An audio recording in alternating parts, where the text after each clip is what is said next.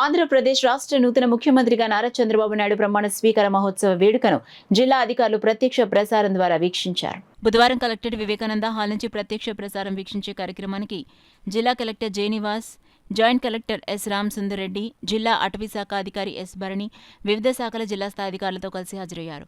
ఈ సందర్భంగా జిల్లా కలెక్టర్ జేనివాస్ మాట్లాడుతూ, ప్రభుత్వ సూచనల మేరకు బుధవారం గన్నవరం, కేసనపల్లిలో అత్యంత వైభవంగా నిర్వహించిన రాష్ట్ర నూతన ముఖ్యమంత్రి నారా చంద్రబాబు నాయుడు ఇతర మంత్రివర్గ ప్రమాణ స్వీకార కార్యక్రమం జిల్లాలో అన్ని మున్సిపాలిటీలు, ఇతర ప్రాంతాల్లో ప్రత్యక్ష ప్రసారం ద్వారా ప్రజలు వీక్షించేందుకు అధికార యంత్రాంగం తగిన ఏర్పాట్లు చేశారన్నారు. జిల్లాలో మున్సిపాలిటీలు, ఇతర ముఖ్యమైన ప్రాంతాల్లో ఏర్పాటు చేసిన 19 ఎల్ఈడీ స్క్రీన్లు, టీవీ సెట్ల ద్వారా రాష్ట్ర ముఖ్యమంత్రి మంత్రివర్గ ప్రమాణ స్వీకార కార్యక్రమం ఆహ్లాదకర వాతావరణంలో జిల్లావాసులు చూశారని ఆయన తెలిపారు.